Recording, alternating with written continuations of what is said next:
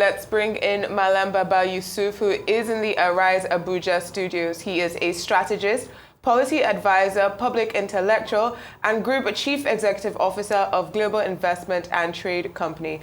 Good morning, sir. It's good to see you on the morning show. Good morning, Steve, Adesua, and Kachi. Good morning. To be here. Welcome. Absolutely. It's lovely to have you on the show. Good morning. Thank you for joining us. Now, we've been talking about this issue of running the 2024 budget, extending the validity to the end of 2025. And we've been talking about the confusion of that, running it concurrently with the 2025 budget. Did you believe that the arguments made in the National Assembly were convincing as to extending the validity of the budget, or do you think that this is a terrible decision on the part of the National Assembly? Thank you for that question.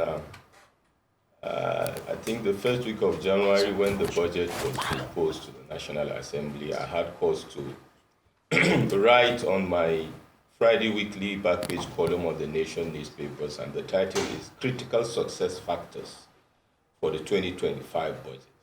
That missive, I elucidated about the importance of some key factors to ensure that the 2025 budget, for a change, is executed in a way and manner that it is timely and effective. In my view, this recurring issue of, concurrent budget implementation is a function of fundamental fiscal indiscipline, if I will use that word, because there are some key success pillars for budget implementation, and that has to do with the budget planning itself. And then during budget implementation, one of which is our projections. What are the projections that were used for that budget?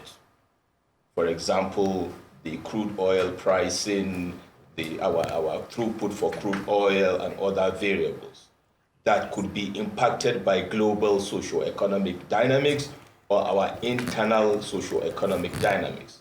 And in planning, I belong to the school of thought of being conservative with those numbers, even though the school of thought of being audacious suggests that people will be put on their toes to deliver. However, in such public practice, especially when the world is facing very unpredictable socio-economic headwinds, one of the things I mentioned was Donald Trump was coming in president of the United States of America, there would be disruptions. And you will agree with me that the performance of a budget is directly proportional to the reality of the inflows you were expecting vis-a-vis your revenue. That is one. Two, it has to also do with the budget execution quotient vis-a-vis policy coherence. A couple of days ago, precisely 3 days ago, the Minister of Education, Honorable Alausa, received the Accountant General of the Federation. And one of the sound bites there, or the message, the request by Honorable Minister is the delay in payments, for services at the unity schools, which speaks volume on the issue maybe why we are having this kind of concurrent budget, lack of alignment between the critical policy holders and executors. The third one is cash flow, which is a subset of also the revenue. If you plan your budget for an upcoming year, and then the year comes, the revenue is not coming as expected, the Accountant General will have issues with managing the cash flow for the entire government of the Federation. And I think those are some of the critical success factors that in this case have become critical inhibiting factors to executing our budgets. And there's the issue of performance, budget performance. I expect that quarterly, at the beginning of the quarter, at the end of the quarter, there is a budget performance review that should be done by the executive, and from the point of view of oversight, done also by the various committees of the parliament, to ensure that, first of all, if we are expecting issues, they hedge against those issues to ensure that we don't have these clashes. That being said, this is the reality we have to face. We are facing another concurrent budget, but I expect that the impact assessment that should be done will be done in the coming weeks, not just by the legislature, but by the executive, with a view to aligning this very embarrassing national issue going forward, rather than giving these excuses, so that by 2026, we put this behind us and be more sure-footed, because there's a ripple concomitant effect of slippages of execution of projects and making the social economic impacts that are in dire need by Nigerians. Very correct. Very, very correct, Baba Yusuf. It's great to have you join us on the show. Let's get into some intricacies of this, well, it's an act now that we will see come into effect come January. For instance, some of the new laws, keeping the VAT rate at 7.5% and expanding certain exemptions. You know, for instance, exempting essential goods, low-income earners, which I would also like you to touch on. The idea that, you know, there is a number of Nigerians living with 60,000 naira, approximately 66,000 naira a month. Is that even realistic in today's Nigeria, considering the standard of living and inflation on goods and services? So really, this tax bracket that is for low-income earners, should we even be at that level of low income, as a matter of fact? And then I would also like you to break down some of these technical details, like the maintained VAT rates, you know, who gets exempted from income tax, the 6-month implementation window as well. Also explaining why these choices were made and what their impact will be on ordinary Nigerians. Thank you very much. Everybody knows that I'm a proponent of our tax and fiscal reform. In this conversation, while I answer the question, I would like us also to expand our view with regards to this reform, especially the fiscal side of it. There's a fiscal, reform that has to do with this tax reform, which is actually the critical success factor to the tax reform itself. That being said, I am very happy that this tax reform has been passed, despite the pushback some of us received a lot of backlashes, especially from my constituency, expectedly so because of the apathy and the trust deficit. But I'm happy that the presidential committee headed by Taiwo Dele, did a good job. All stakeholders were able to key in at the end of the day. So I believe that it's a way forward. Having said that, implementation is key, and we'll discuss that further. To answer your questions, with regards to the 66,000 naira minimum wage, I mean, it's a no-brainer that this is where we shouldn't be as Nigeria. And we hope that that will change. But it is the reality we are facing, and I'm happy that they are not part of the people. People at that strata of society will not be, in fact, impacted by, the issue of paying tax. They have been exempted. The income tax as well have been structured in such a way that micro, small, and medium scale enterprises are exempted. And I'm very happy with that provision. Part of the worries of people was that also the VAT will impact immediately. I'm glad that that has been, hedged ahead so that businesses can be able to thrive and grow.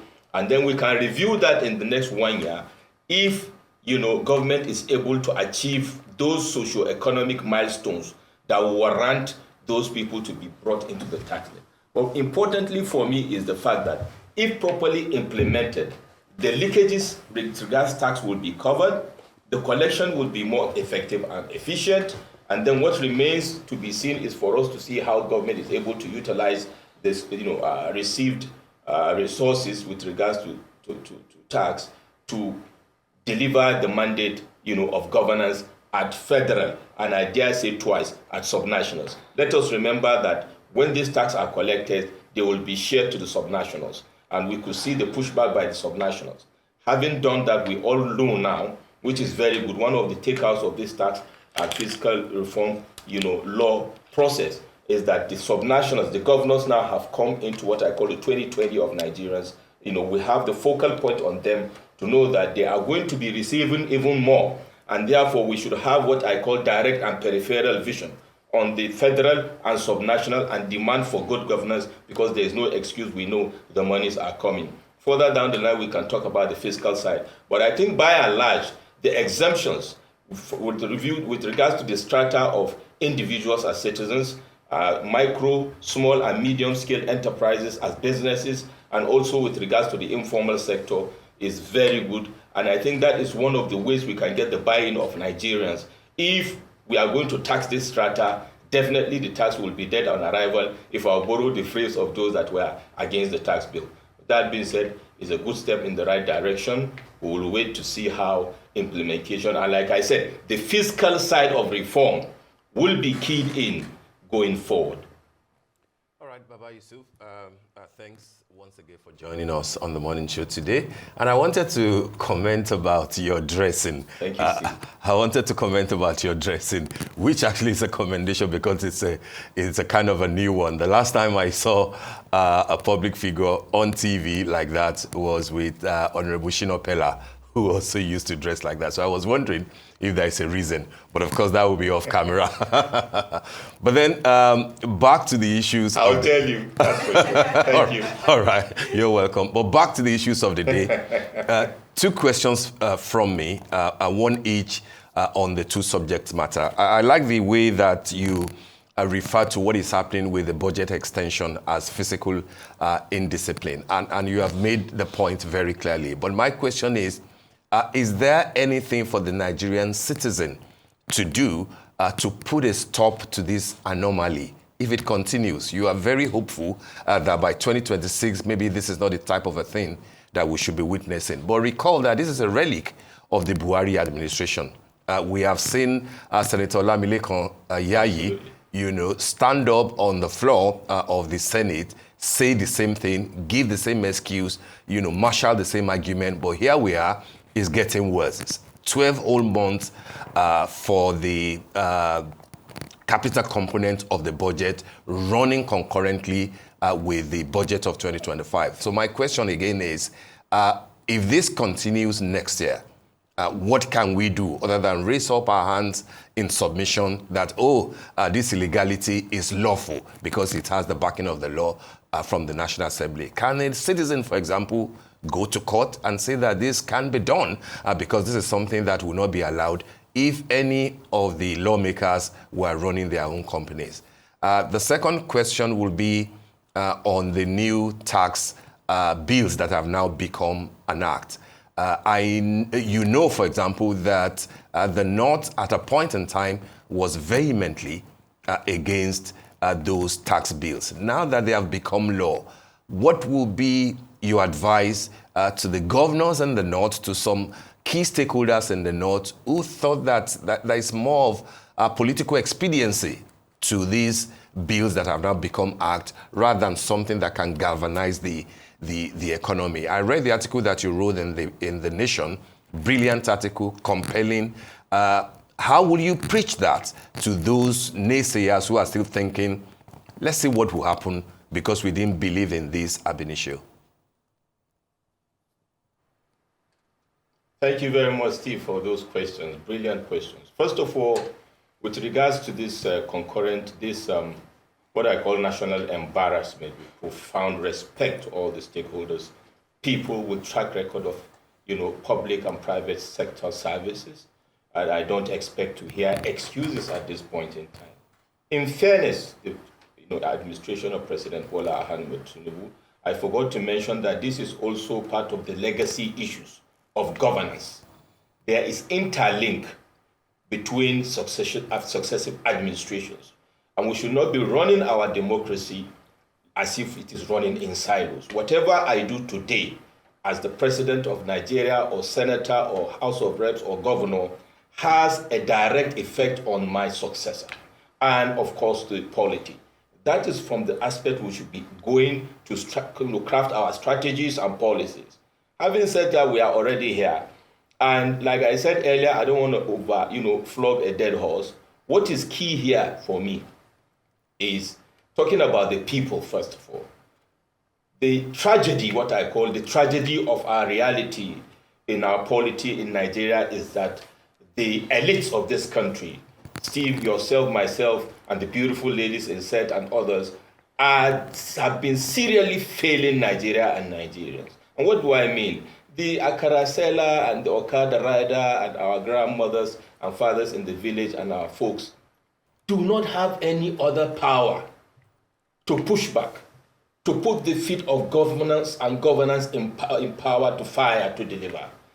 In fact, most of them don't even have the intellect or the capacity to do so, because all they think about, over 133 million of us are multidimensionally poor. And according to Abraham Maslow's hierarchy of needs, those people are only thinking of survival, ladies and gentlemen. So the point here is the elites that constitute probably 20% of the society, as has been attested all over the world, are supposed to be the ones to bring the change, or to ensure that the change is done by the upper echelon of society, that could be 1% or 2% or 3%.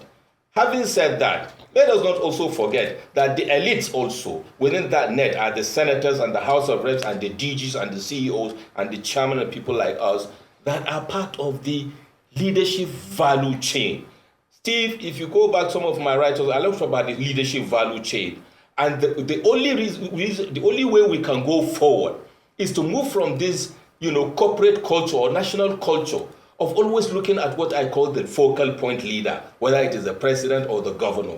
We have what I call the ramification of leadership around the focal point leader that drop the ball. And when they drop the ball, of course, they say the buck stops at the president's table or the governor's table. But let us not forget, within the leadership value chain, we'll talk about it later when we talk about the concept of the entrapped leader.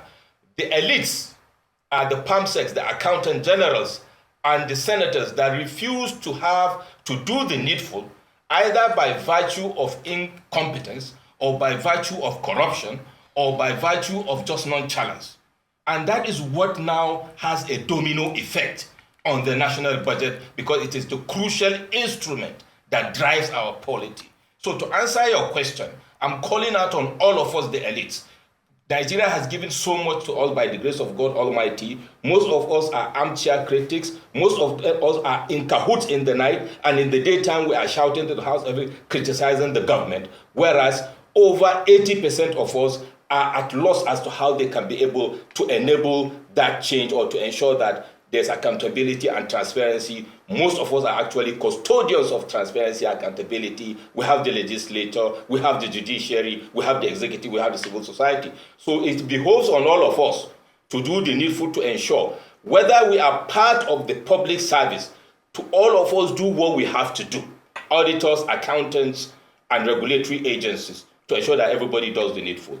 Moving on from there, with the issue of ensuring also, within the framework of budgeting, budget padding is a crucial issue.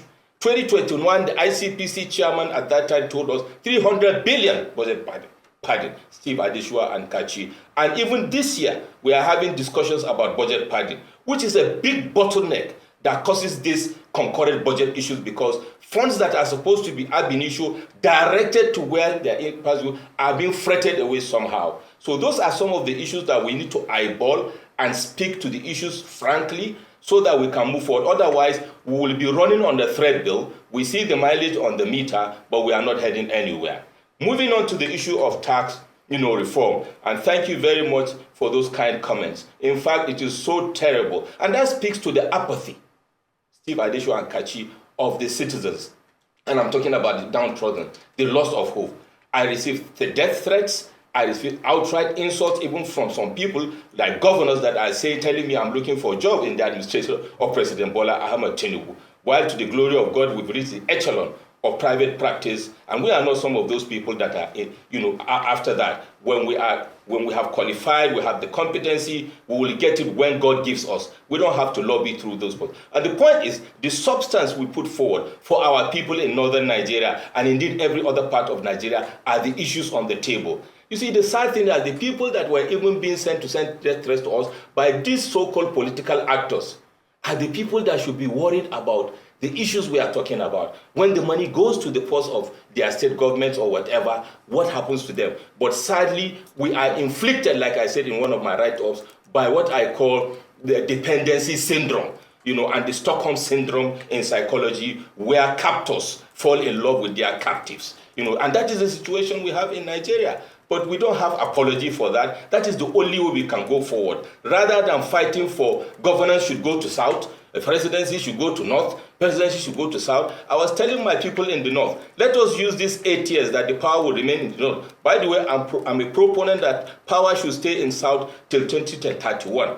Let us use that time for a sober reflection for the elites that are gallivanting all around and doing the optics to see where we dropped the ball and failed our people, whereas we have produced more presidents than any other region in Nigeria, and we are wallowing in abject poverty with over 15 million out-of-school children, whereas the money we are collecting at state level, if we can put the pressure on those subnationals, we can be able to turn around the economic, socio-economic situation of this country, including insecurity. During the Jonathan administration, the critical people that received money from government for the fight against Boko Haram were northern Nigerians. It's time for us to speak to the fact. I'm not insulting my people. I am a northern Nigerian. Even though for that they said I'm Igbo or whatever, I say, why not? I'm Chukwubi came as an Igbo man, and I'm,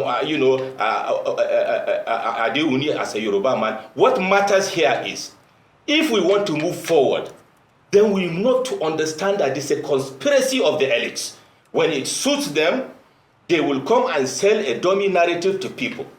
So having said that, the tax law is here, and we thank God for that. Let us hold the feet to fire of governors and the federal government to ensure they deliver, but especially the governors, because they have been the critical failure factors for development in Nigeria, excluding a few excellent governors that have stood out. I think going forward, that is the way we should be able to look at these issues so that we can be able to address them. And I land with this. The elites are going to be crucial to the progress of Nigeria, not those people that line up in the rains and the sun to vote when they don't hardly even know who they are voting for. And I don't blame them for taking the spaghetti because they can barely feed. Thank you for that. I really love that you have focused on the subnationals here, and you have a very interesting saying about us running on a treadmill but going nowhere. And I really want us to focus on fiscal discipline, not just in the federal government, because we do have our president with the largest cabinet ever. The Orosai report was a word said and forgotten about. The ministers who were supposed to reduce their convoys even was a directive given and pretended to have never happened. But very importantly, this week, Guardian released a report saying that 200 billion is being spent on renovations by governors when social services are lacking. In Oyo State, we saw more money going towards the governor's residence than they budgeted for agriculture and for healthcare. In Gombe State in 2023, they budgeted over 40 billion for renovations. And you have to ask if that is what is most critical in Gombe State. But also you spoke about budgets and budget allocations going to funny places. Just this week as well, the House of Representatives is investigating the Nigerian police force for 6 billion naira contract splitting allegations. We've seen millions going from the Nigerian police force to contracts for even the purchase of cabin biscuits and Titus sardines. And so this is what our money is being spent on. It seems, as you said, we're running on a treadmill, but going nowhere. So my question is this. If our subnationals, if our MDAs, if there is lack of fiscal discipline at different arms of government, is it possible for Nigeria to move anywhere at all? To borrow the quote from, thank you Adesua for that question, this quote is a favorite quote of mine by a leadership guru, Peter Drucker, that says, culture will have strategy for breakfast. And I'll add, anytime, any day. We have a corporate culture in this country, which is actually even permeating into private sector, not just in public sector, that does not take seriously the issue of consequence management. We don't take the issue of performance management serious. We don't consider impact assessment, especially socio-economic impact assessment, as a critical barometer to determine the progression or trajectory of our social or economic growth and development in this country. So you can see deliberate and inadvertent reasons why we are where we are today. And going back to what I said about the leadership value chain, you will see a president that is coming with lofty ideas, with good strategy, with good policy, but he will be hoodwinked or hamstrung by an overall culture. And as a student of strategy, what we know that is the critical inhibitor to any country or any nation is culture. And even if you go spiritually, religiously, all the prophets that have come, whether as Muslims or as Christians or even as Buddhists, whatever, the change makers that come in our religion, one of their critical success factor or their strategy is to deal with the issue of culture. If you don't deal with the issue of dogma in public service, in civil service, hey, in even our society, then we can talk this grammar for God knows how long. One day I will be dead, my children will carry on with this same narrative. Performance is measured by impacts and outcomes, not by events. So the traditional budget presentation, and you have all these, what I call sound bites from the parliament. I have cause to have had a stint in the parliament 25 years ago, and I have had cause to submit myself before various committees of the National Assembly as an executive. And I know with profound respect that they have the powers to actually provide that counterbalance and checks and balances for the executive. A president cannot be a superpower or an omnipotent person. Likewise, a governor. Of course, you can blame them to say they are the ones that ensure that the people in the Senate or House of Rep or State Assembly are controlled by their own people. But then to whom much is given, much is expected. To the extent that if you are doing investigation, go and do an impact assessment of those investigations for the past 15 years. How many of them really led to any outcome? Some of them are actually, I dare say, sound bites to call those people to the negotiation table, as we have seen the issue of I can't breathe in the National Assembly, the former MD of NDDC. So I don't want to look at that aspect. What I'm looking at is government should know, and I think some of them know, they just don't care, which speaks to us as the elites, not just a president. And we go back to the issue of the entrapped leader. But where the president or the governor now will be able to change the game is political will, and to determine the execution quotient of his administration at federal or at state level, on one hand. On the other hand, like I said, the elites, to move from this actual armchair talk to be active in their various roles, because some of us that are actually even coming to the TV to talk are the problem, not those people that are holding the critical positions. Because you know, if I go back to the quote of late Sage Awolowo and late Abubakar Tafawa Balewa, how the civil servants were teaching politicians how to do procurement malpractices and all that. So it is an entire leadership value chain issue in Nigeria. It's a cultural issue when even somebody from my constituency, just because I'm a member of House of Rep, even my parents will be making demands that they know my salary cannot carry.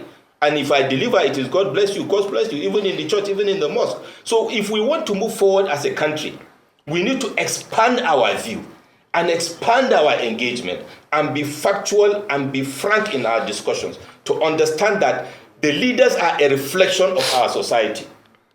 Whether we didn't vote for the person or not, I dare say, if our system is as such, no leader that we didn't vote for will manifest as a leader.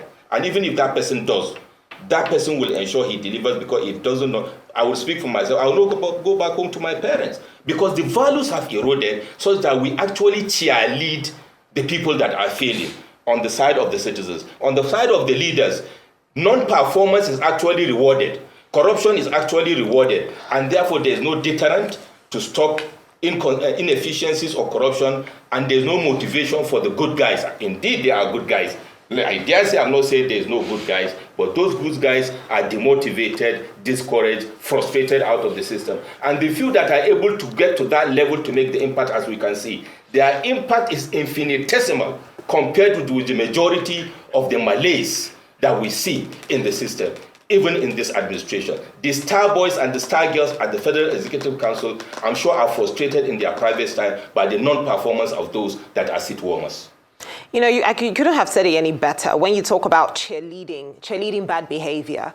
I'm glad that you talked about Maslow's hierarchy of needs, because the fact is people must deal with the lower issues before they begin to talk about high efficiency issues.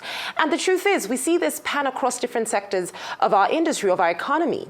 Now, let's talk about the budgets. I've got two questions for you. The Senate has extended the 2024 capital budget now to December 2025. Yes. This means that Nigeria will be running two parallel budgets. Yes. And of course, there are critics like the advocacy group NEFGAD who have said this encourages fiscal indiscipline, another way of cheerleading, even undermines the constitutional structure of budgeting. Now, I want us to speak about this from a policy standpoint. What are the implications of these extensions for accountability, public confidence, transparency, which are the three issues that Nigerians have, in as much as a lot of the provisions of this budget, of this reforms rather, might be great, but the truth is, what's the reality on ground? Are they going to be transparent? And also, does this signal underlying fiscal stress?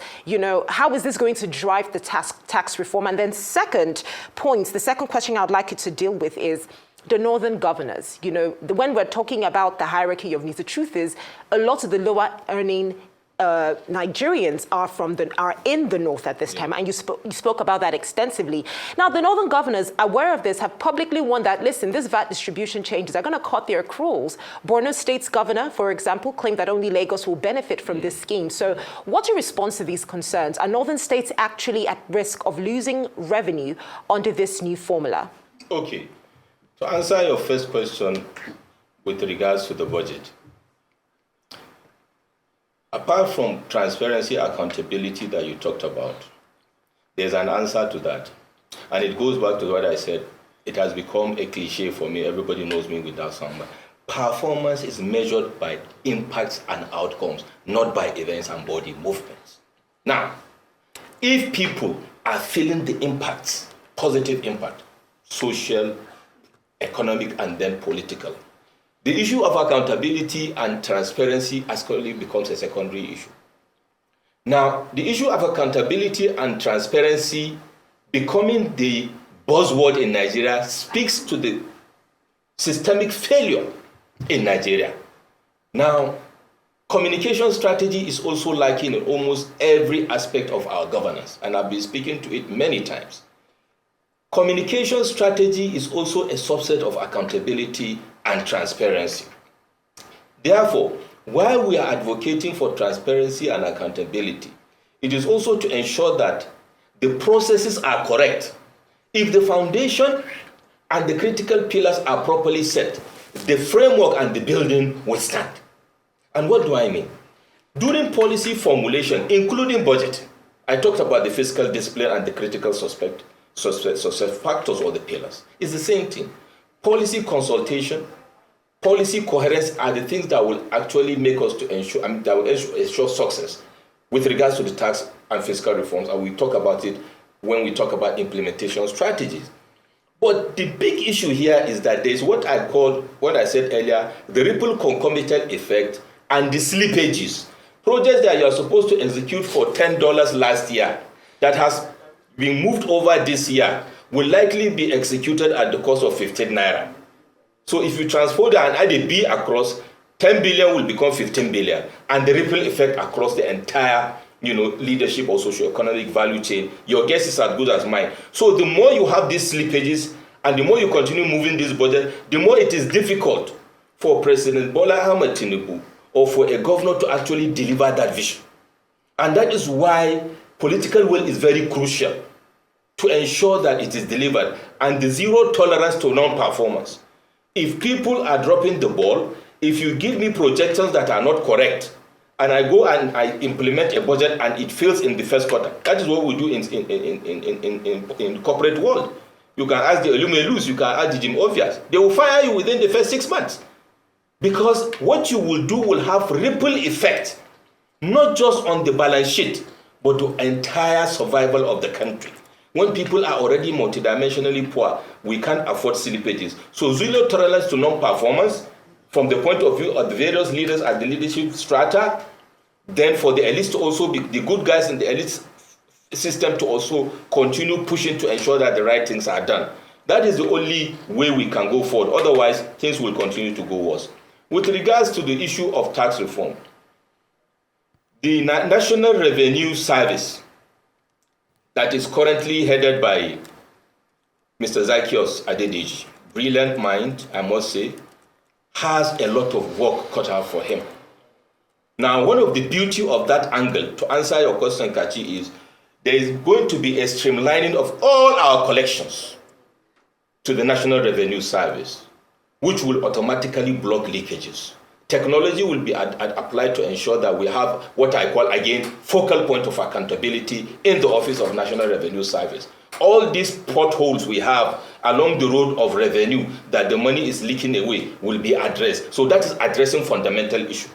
And then you have now an institution of National Revenue Service that is led by Ezekiel Adedeji to say, we are not going to allow any other thing but best practices to ensure that we deliver going forward. So we have a focal point responsible person to hold to account for all the revenue collection or institution. Let me not talk about the person, let me talk about the institution. Tomorrow Zacchaeus may go, another person may come.